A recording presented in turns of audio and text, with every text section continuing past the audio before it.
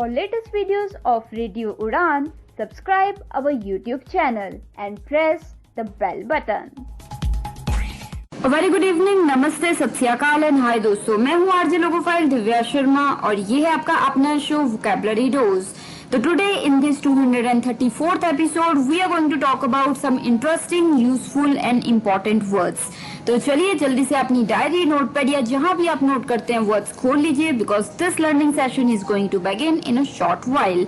और साथ ही अगर आपने अभी तक रेडियो उड़ान का यूट्यूब चैनल सब्सक्राइब नहीं किया है तो कर लीजिए, ताकि किसी भी शो का कोई भी एपिसोड आप जितनी मर्जी बार चाहें उतनी मर्जी बार सुन पाए। तो रेडियो उड़ान है रेडियो उड़ान का यूट्यूब चैनल। तो चलिए शुरुआत करते हैं इस एपिसोड की। Happy listening, happy learning, stay tuned.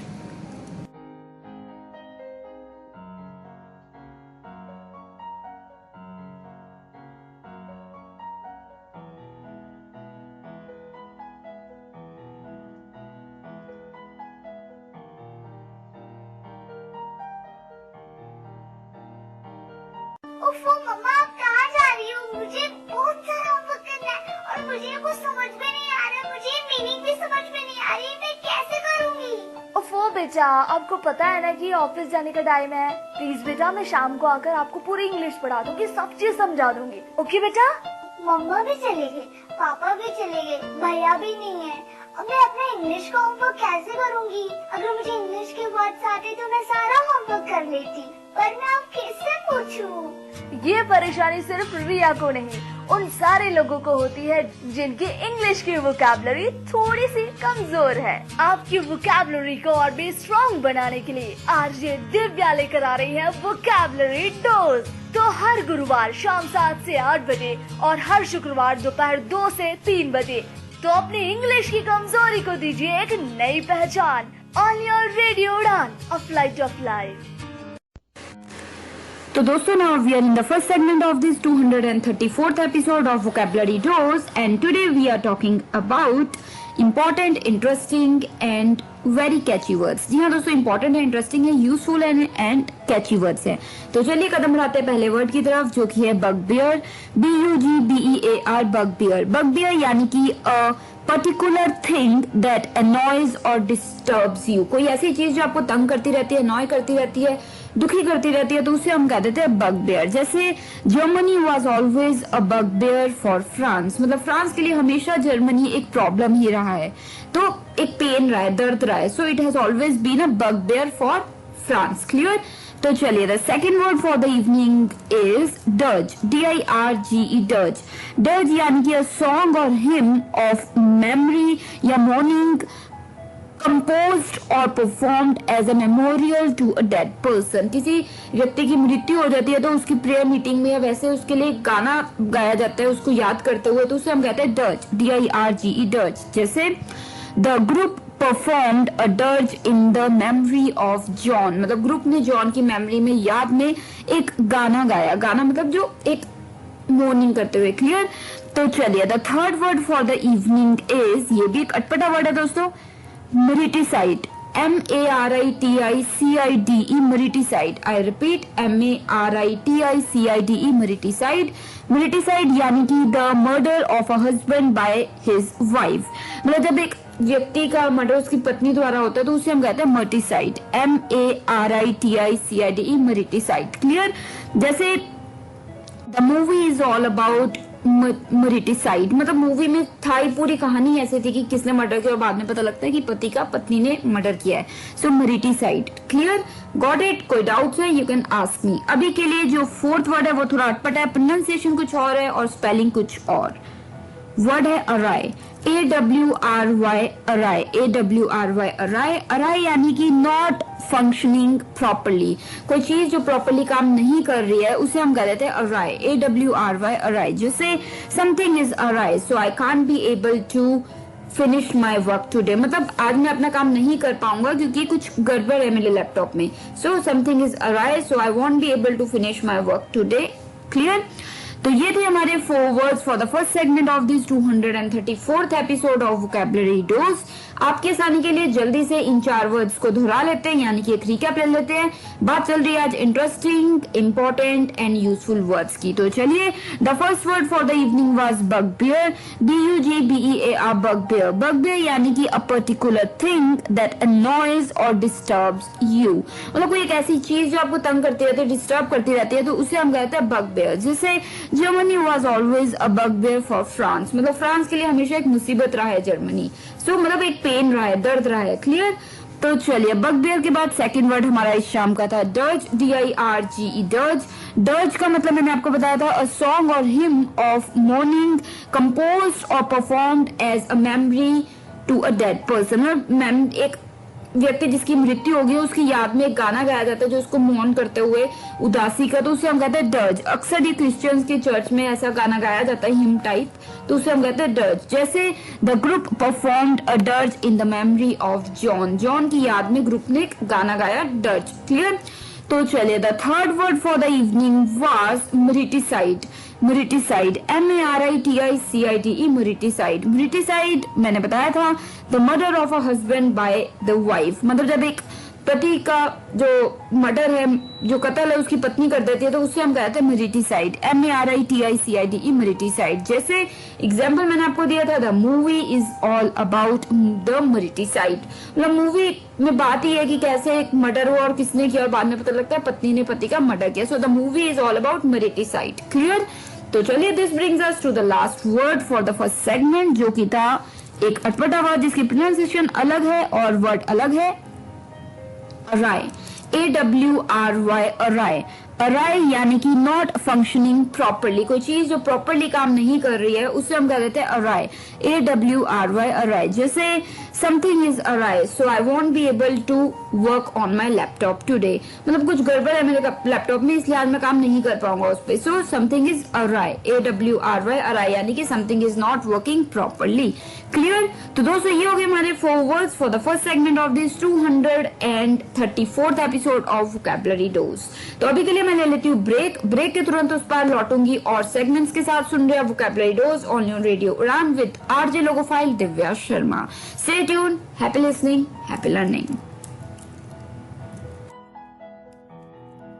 तो दोस्तों, now we are in the second segment of this 234th episode of Vocabulary Dose, and today we are talking about 16 important, useful and interesting words. तो चलिए, 4 words की हम बात कर चुके हैं, अब बात करेंगे और 4 वर्ड्स की। So let us move further towards the 5th word for the evening, जो कि है squall. Squall, जी हाँ दोस्तों, squall, SQUALL, squall. I repeat, SQUALL, squall. Squall यानी कि utter a sudden loud cry, मतलब एकदम से कोई जोर की आवाज निकाले या चीख मारे तो उसे हम कह देंगे squall, SQUALL, squall। जैसे she squalled with pain when the doctor inserted the needle, मतलब जैसे सुई डॉक्टर ने घुसाई, इंजेक्शन लगाया, वैसे उसने नीडल की एक चीख मारी। So she squalled, SQUALLED, squalled. Got it? तो चलिए, the 6th word for the evening is well stop. ये वर्ड है स्टॉप, जो कि ब्रिटिश इंग्लिश में अक्सर इनफॉर्मल वे में यूज होता है, ब्रिटिश इंग्लिश में। तो ये होता है स्टॉप, STROP, स्टॉप यानी कि अ बैड मूड और टेम्पर, किसी व्यक्ति का मूड खराब है, बुरा मूड है या फिर टेम्पर ठीक नहीं है, तो उसे हम कह सकते हैं स्टॉप, STROP, स्टॉप। जैसे my brother walked off in a stop, मतलब एक बुरे मूड में वो चला गया वहां से। So my brother walked off in a stop. Clear? तो चलिए, कोई डाउट रह गए हो आप पूछ सकते हैं मुझसे, and I will be more than happy to help you. अभी के लिए the 7th word for the evening is signet.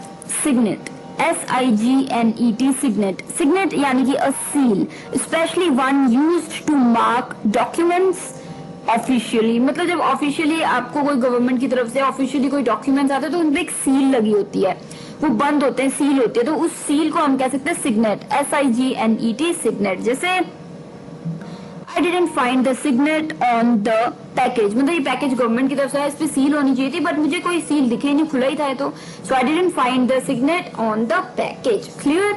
तो मुझे उम्मीद है कि ये वर्ड आपको बिल्कुल क्लियर हो गया है। अभी के लिए हम बात करेंगे अब 8th वर्ड की, जो कि एक और अच्छा word, amorous, AMOROUS amorous, I repeat AMOROUS amorous, यानी कि inclined towards or displaying love, कोई चीज जो मतलब प्यार की तरफ ही इंडिकेशन कर रही है या प्यार की तरफ ज्यादा उसको झुकाव है, तो उसे हम कह सकते हैं amorous। जैसे I was feeling amorous to see him, मतलब उसे देख के मुझे मतलब फीलिंग आ रही थी प्यार वाली की, मतलब मुझे जैसे उससे प्यार है। सो जैसे मोहन को कह रहा है कि जब मैंने उसे देखा तो I was getting a feeling of amorous, amorous यानी कि प्यार, किसके प्रति प्यार आ रहा है। क्लियर? तो ये हो गए हमारे 4 words for the second segment of this 234th episode of vocabulary dose. आसानी के लिए मेरे लिसनर्स की जल्दी से एक रिकैप तो बनता ही है। जो 5वां वर्ड था यानी कि 5th वर्ड था शाम का, वो था स्क्वेल, SQUALL स्क्वेल। आई रिपीट SQUALL स्क्वेल, यानी कि अटर अ सडन लाउड क्राई, मतलब एकदम से चीख मारे कोई, तो उससे हम कह देते हैं स्क्वॉल। जैसे she squalled with pain when the doctor inserted the needle, जैसे डॉक्टर ने सुई घुसाई उसने बहुत जोर की चीख मारी। So she squalled, SQUALLED squalled। Clear? तो चलिए जो 6th वर्ड था इस शाम का वो था स्ट्रॉप, STROP स्ट्रॉप, यानी कि बताया था मैंने आपको ये ब्रिटिश इंग्लिश में इनफॉर्मल वे में यूज होता है वर्ड स्ट्रॉप, STROP स्ट्रॉप, यानी कि अ बैड और जैसे होता है ना बैड मूड और टेम्पर, तो किसी का मूड अच्छा नहीं है तो वो स्टॉप। जैसे my brother walked off in a stop, मतलब मेरे से लड़ाई हो गई और वो बुरे मूड में वहां से चला गया। So my brother walked off in a stop, stop यानी कि in a bad mood. Clear? तो this brings us to the 7th word जो कि था सिग्नेट, SIGNET सिग्नेट। सिग्नेट यानी कि एक seal specially used for documents और पेपर्स ऑफिशियली, मतलब ऑफिशियली डॉक्यूमेंट्स और पेपर कागजों पे जो सील लगी होती है उसे हम कहते हैं सिग्नेट। जैसे I didn't find the signet on the package, मुझे जो गवर्नमेंट की तरफ से पैकेज है उस पर सील तो थी नहीं, I didn't find the signet. Clear? तो चलिए इसी के साथ जो हमारा 8th वर्ड था इस शाम का वो था amorous, AMOROUS amorous. I repeat AMOROUS amorous, यानी कि इंक्लाइंड टूवर्ड्स और डिस्प्लेइंग लव, कोई चीज जो मतलब प्यार दर्शाता है या प्यार की तरफ को झुकाव होता है जिस चीज का या व्यक्ति का, तो वो उस चीज को डिस्क्राइब करने के लिए हम वर्ड यूज कर सकते हैं एमरस। जैसे मैंने एग्जांपल दिया था, I got a feeling of amorous when I saw her, मतलब जब मैंने उसे देखा मेरे को एकदम से प्यार आने लगा उस पे। तो रोहन ने मोहन को कहा when I saw Sita I got a feeling of amorous, amorous clear यानी कि प्यार भरी। ठीक है? क्लियर? तो ये हो गए हमारे 4 words for the second segment of this 234th episode of vocabulary dose. अभी के लिए मैं छोटी सी ब्रेक ले लेती हूँ और लौटती हूँ उसके तुरंत उस पार। सुन रहे हैं vocabulary dose with RJ logophile Divya Sharma on your radio Udaan, a flight of life. तो मिलते हैं ब्रेक के उस पार। Stay tuned, happy listening, happy learning.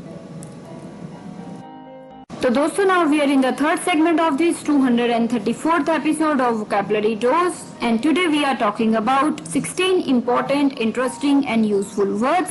तो चलिए कदम बढ़ाते हैं 9वें वर्ड की तरफ यानी कि 9th वर्ड की तरफ। तो जो 9th वर्ड है इस शाम का दोस्तों वो है एक अच्छा सा अटपटा वर्ड है, आपको अच्छा भी लगेगा, emeritus, emeritus, emeritus, EMERITUS, emeritus। I repeat EMERITUS, emeritus। emeritus यानी कि no longer having the position in the college or university but yet keeping the title of that position, मतलब कोई व्यक्ति जो कि उस कॉलेज में या किसी यूनिवर्सिटी में काम नहीं करते हैं एज दैट जो भी वो डेजिग्नेशन है, पर उनको वो डेजिग्नेशन मिली हुई है। जैसे कई लोग कॉलेज या यूनिवर्सिटी में प्रोफेसर नहीं है पर उनको डॉक्टरेट की एक टाइटल दे दिया जाता है, तो उससे हम कह सकते हैं इमेरिटस, EMERITUS, इमेरिटस। क्लियर? जैसे बहुत से हमारे कह सकते हैं सेलिब्रिटीज भी हैं जिनको ये किसी ना किसी यूनिवर्सिटी ने या कॉलेज ने दिया हुआ उपाधि बिल्कुल डॉक्टरेट की। ठीक है? तो उन्हें हम कह सकते हैं इमेरिटस, EMERITUS, इमेरिटस। क्लियर? कोई डाउट रह गए हो इस वर्ड को लेके आप पूछ सकते हैं बेझिझक। अभी के लिए हम कदम बढ़ाएंगे 10th वर्ड की तरफ जो कि है fervent, FERVENT, fervent, FERVENT, fervent यानी कि दोस्तों करेक्टराइज्ड बाय इंटेंस इमोशन। जब आपको बहुत ज्यादा एक फीलिंग आ रही हो, जैसी भी फीलिंग और बहुत ज्यादा फीलिंग आ रही है तो वो हम उसे कह देते हैं fervent। जैसे a fervent desire to change society, मतलब कई ऑफिसर्स होते हैं, IAS ऑफिसर्स होते हैं, पुलिसमैन होते हैं, जिनका पूरा मकसद होता है वो बिल्कुल उनकी पूरी एक होता है ना डेडिकेशन होती है कि वो सोसाइटी बदल के रहेंगे, चेंज करके रहेंगे. So they have a fervent desire to change the society. Fervent यानी कि बहुत ज्यादा स्ट्रॉन्ग फीलिंग होना. क्लियर? तो चलिए, the 11th word for the evening is figment. Figment, FIGMENT, figment. Figment यानी कि something that looks true but it is not. कोई चीज जो सच्ची लग रही है, सच लग रहा है, पर वो सच नहीं है, तो उसे हम कह देंगे फिगमेंट. जैसे doctor, are you suggesting the pain is a figment of my imagination. तो जैसे डॉक्टर ने कहा नहीं तुम्हारा पेट तो ठीक है, पर जैसे पेशेंट है वो डॉक्टर को, तुम डॉक्टर आप क्या कहना चाह रहे हैं, जो मेरी पेन है वो मेरी खाली इमेजिनेशन है. Is it just a figment of my imagination, की एक झूठ है ये. ठीक है, तो फिगमेंट. क्लियर? फिगमेंट यानी कि something that looks true but is not. ठीक है, जैसे कई बार आपको दिमाग में लगता है मेरा सिर दुख रहा है, पर वो दुख नहीं रहा होता, आपको लग रहा है. So that is a figment of your imagination. Clear? कोई डाउट रह गए इस वर्ड को लेके, आप बेझिझक मुझसे पूछ सकते हैं. अभी के लिए कदम बढ़ाएंगे हम 12th वर्ड की तरफ, जो कि एक और अच्छा word, fledge. FLEDGE, fledge. I repeat, FLEDGE, fledge. Fledge यानी कि डेकोरेट विद फेदर्स. कोई चीज जो फेदर से सजा देते हैं, जैसे पंखों से, फेदर होते हैं पंख. ठीक है, तो पंखों से, जैसे अभी गिफ्ट सजा दिया या फिर कोई रूम सजाया तो वो पंखों से सजाया, तो उससे हम कहते हैं फ्लेज. जैसे फ्लेज एन एरो. एरो होता है दोस्तों तीर, जो तीर कमान में तीर डाल के हम निशाना तानते हैं ना, तो वो जो तीर होता है, तीर समझ रहे हैं राइट? हिंदी में तीर कहते हैं, उसे इंग्लिश में एरो कहते हैं. तो यहाँ मैंने सेंटेंस में बोला है फ्लेज एन एरो, मतलब एरो को सजाओ. कई एरो में फेदर लगाए होते हैं सजाने के लिए कि सुंदर लगे वो, तो पंख लगाए होते हैं, तो पंख लगा दो एरो में. So fledge an arrow. Clear? Got it? कोई डाउट्स हैं पूछ सकते हैं आप. तो ये थे हमारे 4 words for the 3rd segment of this 234th episode of vocabulary dose. तो चलिए, आपकी आसानी के लिए जल्दी से एक रिकैप बनता है फिर से. जो 9वां वर्ड था शाम का, वो था एक अटपटा वर्ड जो इंपॉर्टेंट है और मैंने आपको बताया याद रखने की बात है, emeritus. EMERITUS, emeritus. EMERITUS, emeritus, जो कि मैंने बताया था, no longer having the position in the college or university but yet keeping the title of the position.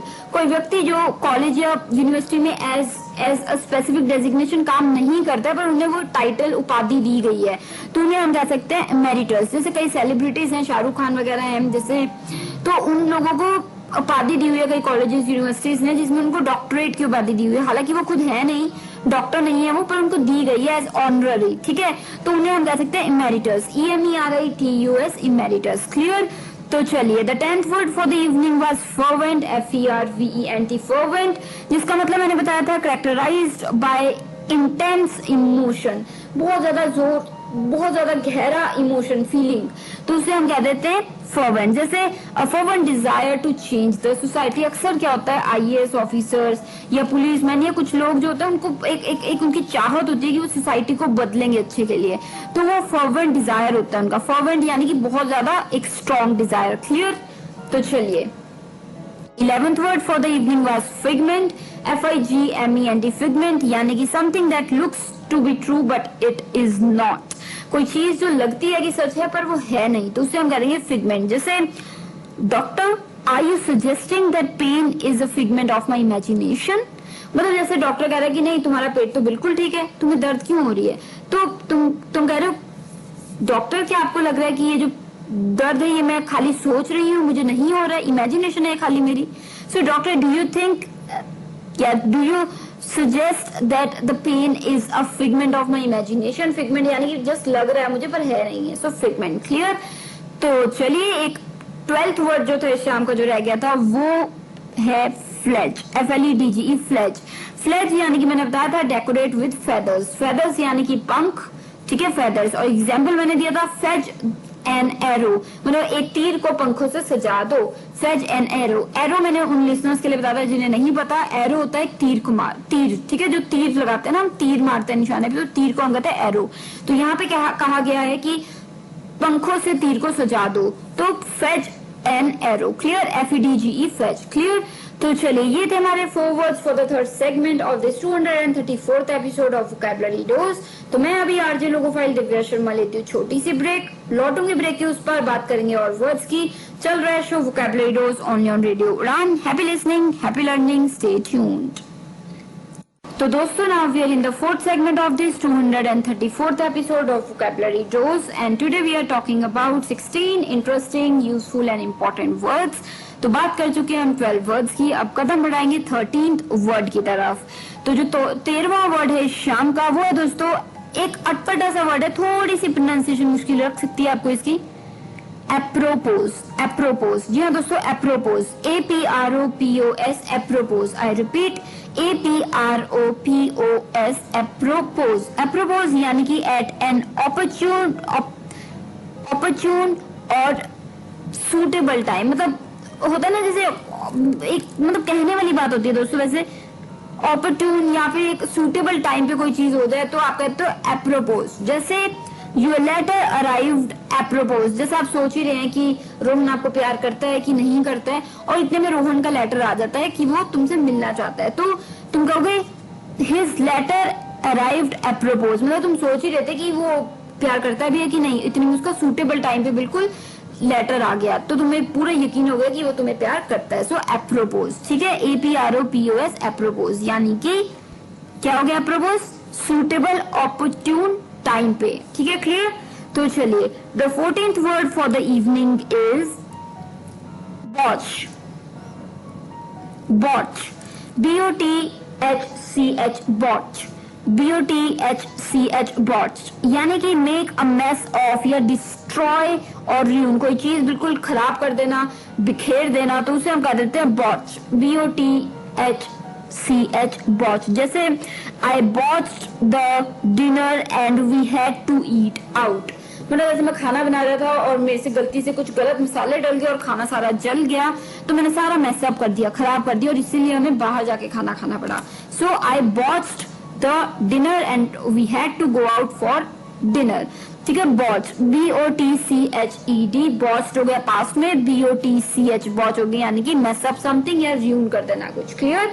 तो चलिए, the 15th and the second last word for the evening is soothsayer, soothsayer, SOOTHSAYER, soothsayer.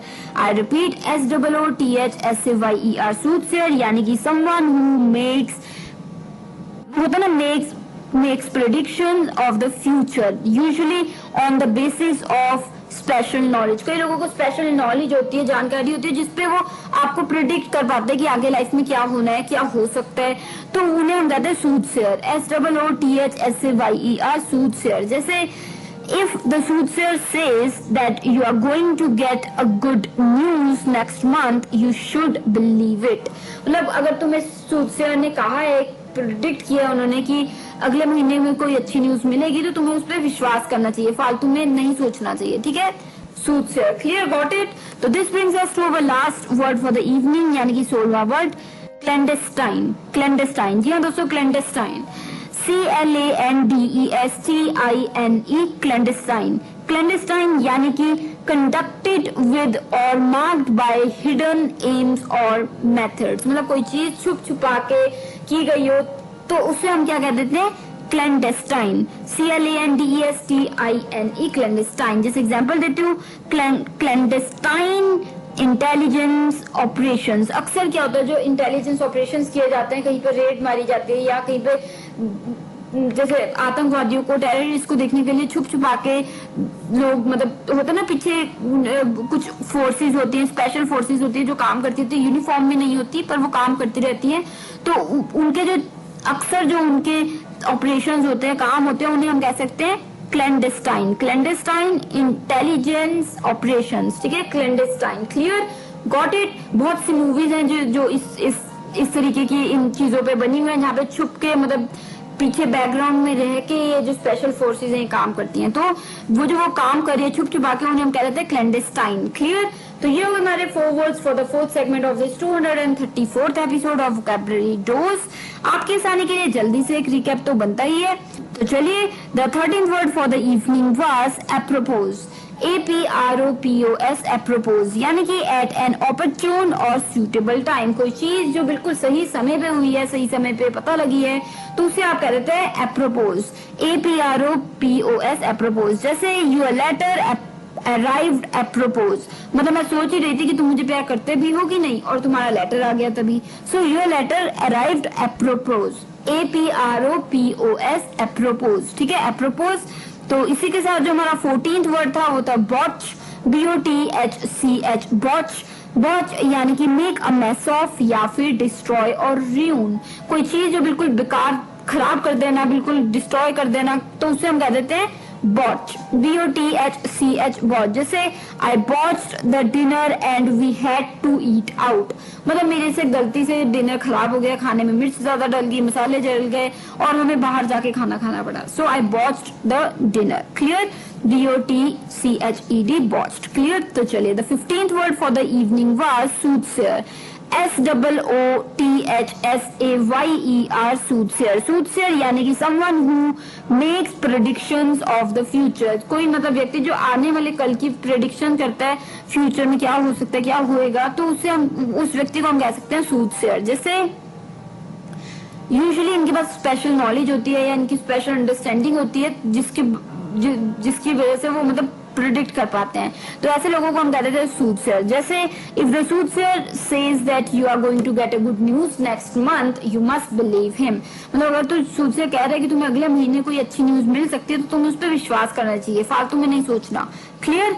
तो चलिए, इसी के साथ जो 16वां यानी कि 16th वर्ड था इस शाम का, वो था क्लैंडस्टाइन, CLANDESTINE, क्लैंडस्टाइन, यानी कि मैंने बताया था आपको कंडक्टेड विद और मार्क्ड बाय हिडन एम्स और पर्पसेस, जो छुप छुपा के कोई एम रख के दिमाग में काम किया जा रहा है छुप के, उसे हम कह देते हैं क्लैंडस्टाइन। जैसे clandestine intelligence operation, intelligence operation छुप छुपा के हो रहे हैं, तो वो किसी को पता ना लगे, क्योंकि उसका एक मकसद है कि टेररिस्ट को पकड़ना है, तो वो क्लैंडस्टाइन इंटेलिजेंस ऑपरेशंस है। क्लियर?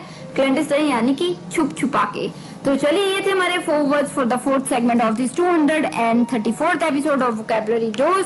तो मैं अब आरजे लोगोफाइल दिव्या शर्मा लेती हूँ छोटी सी ब्रेक, तुरंत उस पर लौटूंगी, थोड़ी सी और गपशप मारेंगे लास्ट सेगमेंट में, तो मिलती ब्रेक के उस पर। Happy listening, happy learning, stay tuned.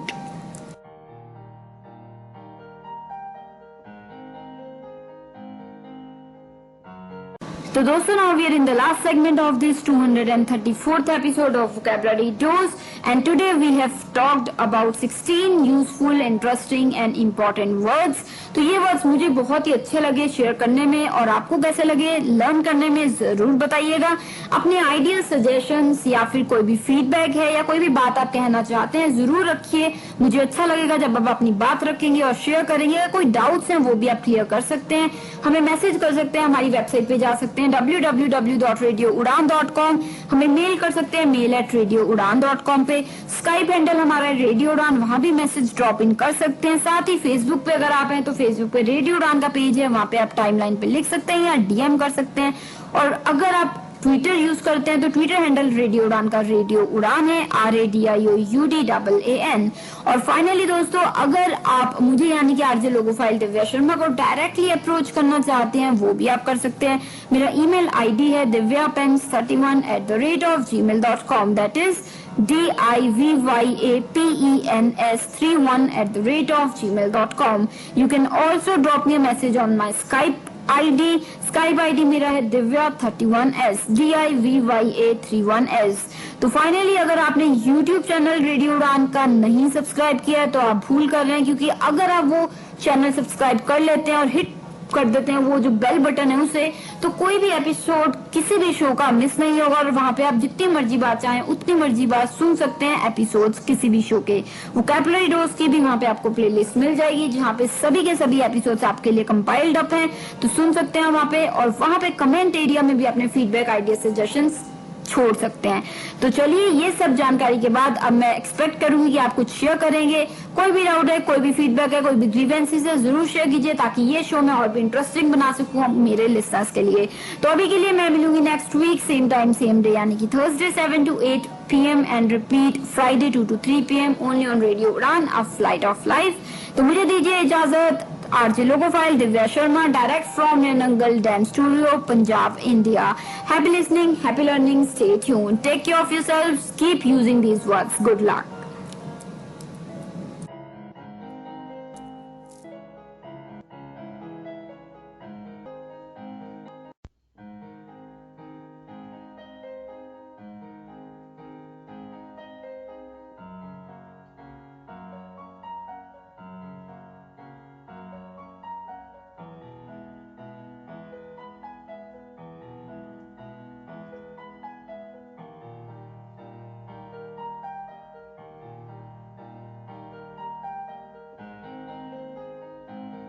ओफो मम्मा, आप कहाँ जा रही हो? मुझे बहुत सारा होमवर्क करना है और मुझे कुछ समझ में नहीं आ रहा, मुझे मीनिंग भी समझ में नहीं आ रही, मैं कैसे करूँगी?